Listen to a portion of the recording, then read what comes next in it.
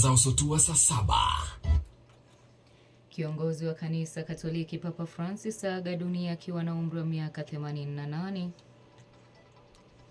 Viongozi mbalimbali duniani waendelea kutuma jumbe za rambirambi kufuatia kifo cha Papa Francis.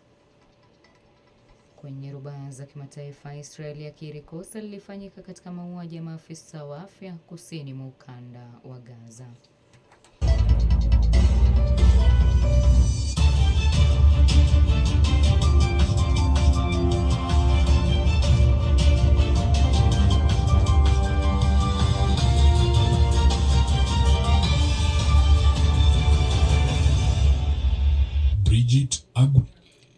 Ni kwa mwingi wa matumaini kwamba ubuheri wa afya popote ulipo. Hujambo na karibu. Tunaanza na taarifa za kusikitisha ambapo kiongozi wa kanisa Katoliki duniani Papa Francis ameaga dunia akiwa na umri wa miaka 88. Taarifa hizi zilitolewa saa 3:45 asubuhi ya leo na Kardinali Kevin Farrell, Kamerlengo wa Baraza la Kitume. Papa alilazwa katika hospitali ya Agostino Gemelli Polyclinic mnamo Ijumaa Februari 14 mwaka huu 2025 baada ya kuugua ugonjwa wa bronchitis kwa siku kadhaa. Baada ya siku 38 hospitalini, marehemu Papa alirejea katika makazi yake ya Vatican kwenye Casa Santa Marta ili kuendelea na matibabu. Papa Francis mara kwa mara aliugua magonjwa ya kupumua, hali iliyompelekea kutohudhuria hata ziara iliyopangwa katika Umoja wa Falme za Kiarabu mnamo Novemba mwaka 2023 kutokana na mafua na kuvimba kwa mapafu.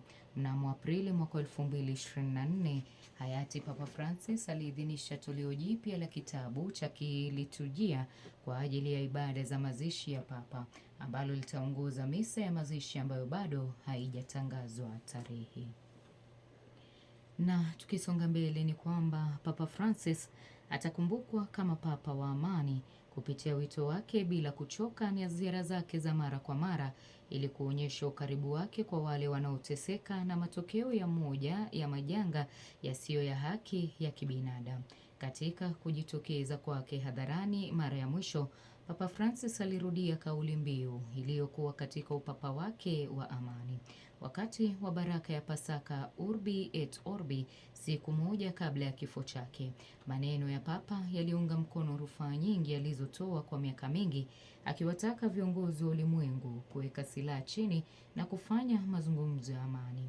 Hata alipokuwa akijitahidi kuongea baada ya kumwomba mtu asome ujumbe wake kwa niaba yake, sauti yake ingawa dhaifu ilisikika kote kwenye uwanja wa St. Peter's na kote ulimwenguni. Tangu siku za kwanza za Papa aliyedumu kwa miaka 12, Papa Francis aliongoza vuguvugu la Kikatoliki duniani kwa ajili ya kutetea amani. Kupitia maneno na matendo, alionyesha imani yake isiyotikisika katika uwezo wa upatanisho, umuhimu wa mazungumzo na uharaka wa kukomesha vurugu katika aina zake zote. Angaza usotua saa 7. Na tusalie na taarifa inayofungamana na kifo cha Papa ambapo viongozi mbalimbali duniani wanaendelea kutuma jumbe za rambirambi kufuatia kifo cha Papa Francis. Humu nchini, Rais William Ruto ametuma ujumbe wake akisema kuwa kifo cha Papa ni pigo kubwa kwa waumini wa Kikatoliki na ulimwengu wa Kikristo. Ruto ameongeza kuwa Papa Mtakatifu Francis atakumbukwa kwa maisha ya kujitolea kumtumikia Mwenyezi Mungu, kanisa na binadamu. Ameeleza kuwa Papa alionyesha mfano wa uongozi wa mtumishi kupitia unyenyekevu wake, kujitolea kwake bila kuyumbayumba kwa ushirikishwaji na haki, na huruma yake ya kina kwa maskini na walio hatarini. Kiongozi mwingine humu nchini ambaye pia ametoa rambirambi ni Spika wa Bunge la Kitaifa Moses Wetangula, ambaye amemtaja Papa kama mwanga wa unyenyekevu, huruma na haki ya kijamii, akisema kuwa Papa Francis alijitolea maisha yake kumtumikia Mwenyezi Mungu na binadamu. Angaza usotua saa 7.